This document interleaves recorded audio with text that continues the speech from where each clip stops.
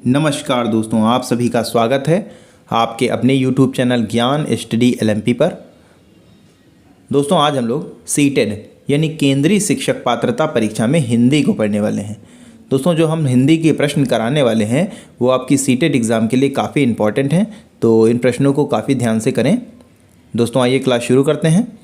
Class शुरू करने से पहले अगर आप चैनल पर पहली बार आए हैं तो चैनल को सब्सक्राइब कर लें, साथ में बेल आइकन को अंडर प्रेस कर लें जिससे अगली क्लास की जानकारी आपको मिल सके।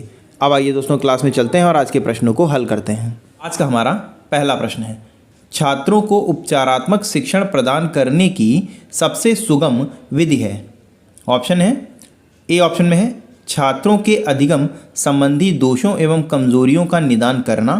बी ऑप्शन में है छात्रों की व्यक्तिगत विभिन्नताओं के आधार पर उन्हें विभिन्न समूहों में विभाजित करके उनके लिए शिक्षण की व्यवस्था करना। सी ऑप्शन में है प्रत्येक छात्र के अधिगम संबंधी दोषों का व्यक्तिगत रूप से अध्ययन कर उन्हें दूर करना। और डी ऑप्शन में है उपरोक्त सभी। तो इस प्रश्न का दोस्तों सही उत्तर हो जाएगा, इसमें दोस्तों ए ऑप्शन हमारा सही हो जाएगा।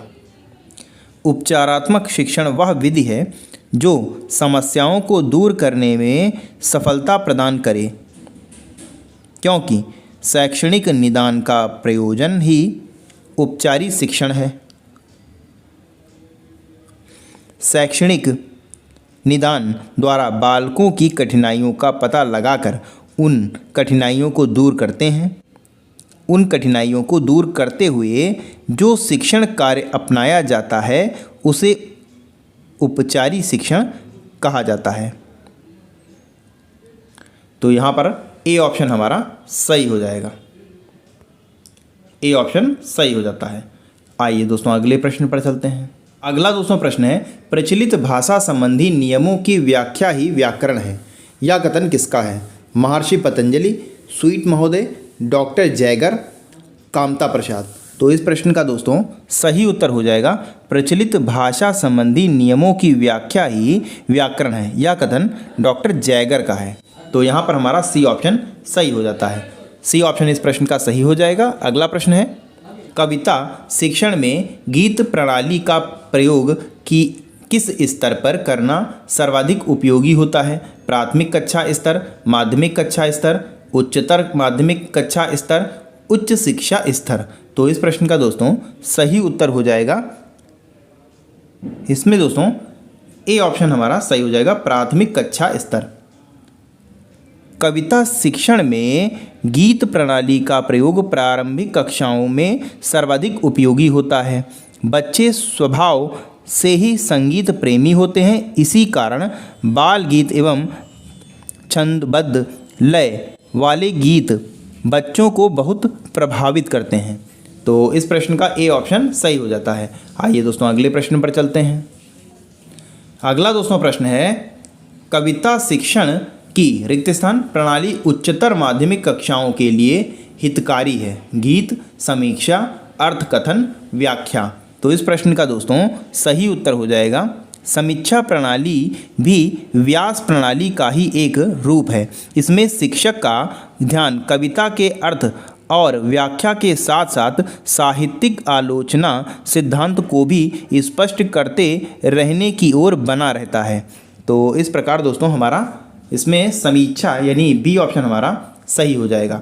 अगला प्रश्न है, भाषा सीखने के लिए कौन सा कारक सर्वाधिक महत्वपूर्ण है? समृद्धि भाषा वातावरण, भाषा के व्याकरणिक नियम, पाठ पर आधारित प्रश्नोत्तर, भाषा की पाठ्य पुस्तक। तो इस प्रश्न का दोस्तों सही उत्तर हो जाएगा दोस्तों समृद्धि भाषिक वातावरण यानी ए ऑप्शन हमारा सही हो जाएगा। भाषा सीखने के लिए समृद्धि भाषिक वातावरण सर्वाधिक महत्वपूर्ण है। प्रसिद्ध भाषा शास्त्री गेटनबी का कहना है कि अनुकरण की प्रकृति भाषा सीखने में अत्यंत सहायक होती है और अनुकूल वातावरण मिलने पर बालक मातृभाषा ही नहीं परिवेश की अन्य भाषाएं भी सीख लेता है। तो यहाँ पर हमारा ए ऑप्शन सही हो जाएगा। आइए दोस्तों अगले प्रश्न पर चलते हैं। अगला दोस्तों प्रश्न है, दृष्टिबाधित छात्रों को भाषा सिखाते समय ऑप्शन है आपके ए ऑप्शन में है अधिक से अधिक मौखिक भाषा का प्रयोग करना चाहिए। बी ऑप्शन में है उन्हें कक्षा में अलग बैठाना चाहिए ताकि उन पर विशेष ध्यान दिया जा सके। सी ऑप्शन में है उन्हें विभिन्न भाषिक गतिविधियों में शामिल नहीं करना चाहिए। और डी ऑप्शन में है कम पाठों वाली पाठ्य पुस्तक का निर्माण किया जाना चाहिए। तो इस प्रश्न का दोस्तों सही उत्तर हो जाएगा, इसमें दोस्तों ए ऑप्शन सही हो जाएगा, अधिक से अधिक मौखिक भाषा का प्रयोग करना चाहिए। दृष्टिबाधित बच्चों में को भाषा सिखाते समय अधिक से अधिक मौखिक भाषा का प्रयोग करना चाहिए क्योंकि वे सुनकर अर्थ ग्रहण करते हैं, इसलिए जितना ज़्यादा हो सके अध्यापक को दृष्टिबाधित बच्चों को भाषा सिखाते समय मौखिक भाषा का प्रयोग करना चाहिए। तो यहाँ पर हमारा ए ऑप्शन सही हो जाएगा। आइए दोस्तों अगले प्रश्न पर चलते हैं। अगला दोस्तों प्रश्न है, भाषा की पाठ्य पुस्तक के लिए पाठों का चुनाव करते समय क्या सर्वाधिक महत्वपूर्ण है? पाठों की संख्या, प्रसिद्ध लेखकों की रचनाएं, ऐसे पाठ जो बच्चों की संवेदना लोग के साथी बन सकें, और डी ऑप्शन में ऐसे पाठ जो अलंकारिक भाषा से युक्त हों। तो इस प्रश्न का दोस्तों सही उत्तर हो जाएगा, भाषा की पाठ्य पुस्तक के लिए ऐसे पाठों का चुनाव करना चाहिए जो बच्चों के संवेदना लोक के साथी बन सकें। तो यहाँ पर हमारा सी ऑप्शन सही हो जाएगा। इसमें दोस्तों थोड़ी सी त्रुटि है, ये लोग यहाँ पर लिख गया है, यहाँ पे लोक होगा। सी ऑप्शन सही हो जाता है। आइए दोस्तों अगले प्रश्न पर चलते हैं। अगला दोस्तों प्रश्न है, भाषा शिक्षण के संदर्भ में निम्नलिखित में से कौन सी पाठ्य पुस्तक की उपयोगिता है?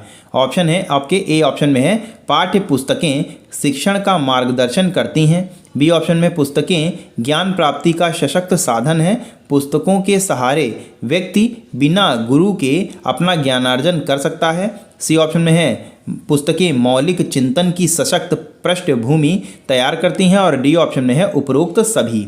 तो इस प्रश्न का दोस्तों सही उत्तर हो जाएगा, पाठ्य पुस्तकें हमारे जीवन में महत्वपूर्ण भूमिका निभाती हैं, एक शिक्षक का मार्गदर्शन करती हैं, ज्ञान प्राप्ति का सशक्त साधन है। साथ ही पुस्तकों के होने से व्यक्ति बिना गुरु के भी ज्ञान अर्जन कर सकता है। इसके साथ ही पुस्तकें मौलिक चिंतन की सशक्त पृष्ठभूमि भी तैयार करती हैं। तो यहाँ पर दोस्तों तीनों ही ऑप्शन ए, बी और सी तीनों ही ऑप्शन हमारे सही हो जाते हैं। तो अब इस प्रश्न का सही उत्तर डी ऑप्शन हो जाएगा, क्योंकि तीनों ही ऑप्शन सही हैं तो डी ऑप्शन इस प्रश्न का सही हो जाएगा। आइए दोस्तों अगले प्रश्न पर चलते हैं।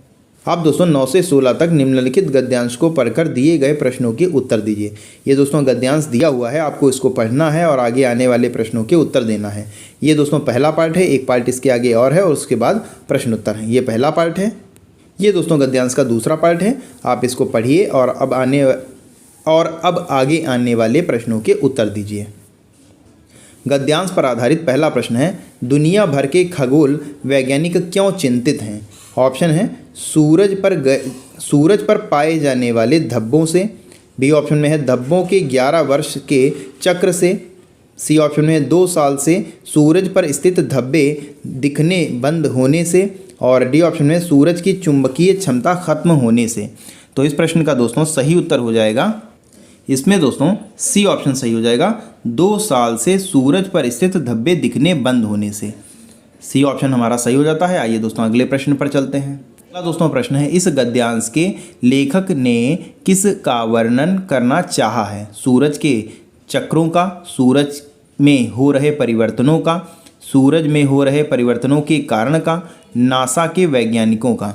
तो इस प्रश्न का दोस्तों सही उत्तर हो जाएगा, इसमें दोस्तों सूरज में हो रहे परिवर्तनों का वर्णन करना चाह रहा है लेखक। जब आप गद्यांश पढ़ेंगे तो आपको इस प्रश्न का उत्तर आसानी से मिल जाएगा। आइए दोस्तों अगले प्रश्न पर चलते हैं। अगला दोस्तों प्रश्न है, सूरज यदि अपनी चुंबकीय क्षमता खो देगा तो इसका क्या परिणाम होगा? ऑप्शन है होने वाली दोस्तों यहाँ पर है थोड़ा टाइपिंग त्रुटि है, होने वाली परिणाम की सिर्फ कल्पना की जा सकती है। पृथ्वी पर निश्चित रूप से भीषण सौर तूफान आएंगे। सी ऑप्शन में पृथ्वी का तापमान बढ़ जाएगा और डी ऑप्शन में पृथ्वी का तापमान स्थिर रहेगा। तो इस प्रश्न का दोस्तों सही उत्तर हो जाएगा, इसमें दोस्तों ए ऑप्शन हमारा सही हो जाएगा, ए ऑप्शन सही हो जाएगा। होने वाले परिणामों की सिर्फ कल्पना की जा सकती है। ए ऑप्शन सही हो जाएगा। आइए दोस्तों अगले प्रश्न पर चलते हैं। अगला दोस्तों प्रश्न है, हाल के वर्षों में किस में तेजी आई है? सूरज की गति में, धब्बों की गति में, सूरज की परिक्रमा करने वाले बेल्ट में, सूरज की परिक्रमा करने वाले बेल्ट की गति में।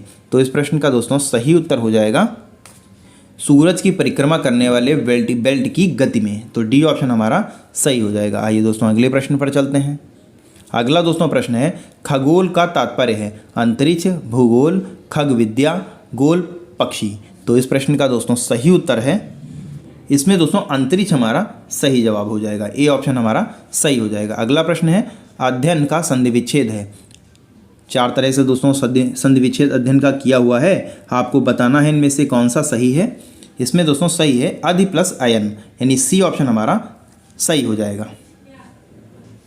आइए दोस्तों अगले प्रश्न पर चलते हैं। अगला दोस्तों प्रश्न है, सूरज पर धब्बे बिल्कुल ना दिखाई पड़े हों में रेखांकित शब्द में कौन सा कारक है? अपादान, अधिकरण, कर्ता, संप्रदान। ये दोस्तों जो पर यहाँ पर दिया हो इसको रेखांकित किया गया है, आपको बताना है इनमें से इस शब्द में कौन सा कारक है। तो इस प्रश्न का दोस्तों सही उत्तर हो जाएगा, ये इसमें दोस्तों अधिकरण कारक हो जाएगा। सूरज पर धब्बे बिल्कुल ना दिखाई पड़े हों में जो है पर का लोप है, तो अधिकरण कारक हो जाएगा, क्योंकि जो क्रिया के आधार पर आदि का बोध कराए वहाँ पर अधिकरण कारक होता है। तो इस प्रश्न का बी ऑप्शन सही हो जाएगा। अगला प्रश्न है, जो 2 बेल्ट सूरज की परिक्रमा करते हैं में वाक्य में रेखांकित शब्द, यानी जो यहाँ पर रेखांकित किया गया है इसको आपको बताना है कौन सा रेखांकित शब्द जो दिया हुआ है कौन सा शब्द है? संबंधवाचक सर्वनाम, अनिश्चयवाचक सर्वनाम, निश्चयवाचक सर्वनाम, निजवाचक सर्वनाम। तो इस प्रश्न का दोस्तों सही उत्तर हो जाएगा, जो 2 बेल्ट सूरज की परिक्रमा करते हैं वाक्य में रेखांकित शब्द संबंधवाचक सर्वनाम है, क्योंकि जिस सर्वनाम से किसी दूसरे सर्वनाम से संबंध स्थापित किया जाए उसे संबंधवाचक सर्वनाम कहते हैं। तो यहाँ पर हमारा संबंधवाचक यानी ए ऑप्शन हमारा सही हो जाता है। आइए दोस्तों अगले प्रश्न पर चलते हैं। अब दोस्तों आगे ये कुछ कविताओं की पंक्तियाँ दी हैं, आपको इनको पढ़ना है और आगे आने वाले प्रश्नों के उत्तर देना है। ये दोस्तों यहाँ पर कुछ पंक्तियाँ दी हुई हैं, कुछ अभी आगे आएंगी आपके सामने पंक्तियाँ। ये दोस्तों कुछ पंक्तियाँ दी हुई हैं, आप इनको पढ़िए और आप जो प्रश्न शुरू हो रहे हैं इनके उत्तर दीजिए। पहला प्रश्न है, कविता पर आधारित प्रश्न है, हरा भरा जीवन का अर्थ है खुशियों से परिपूर्ण होना, पेड़ पौधों से घिरा जीवन, हरे रंगों से भरा जीवन, हरियाली युक्त जीवन। तो इस प्रश्न का दोस्तों सही उत्तर हो जाएगा, कविता में पंक्तियों में स्पष्ट रूप से बताया गया है कि खुशियों से परिपूर्ण जीवन ही हरा भरा जीवन होता है। तो हरा भरा जीवन यानी खुशियों से परिपूर्ण जीवन, ए ऑप्शन सही हो जाएगा। आइए दोस्तों अगले प्रश्न पर चलते हैं। अगला दोस्तों प्रश्न है, कौन सी चीज़ें बाहर लेकर आती हैं? पेड़ों की हवा, नदियों की आवाज़, पहाड़ियों की चोटियाँ।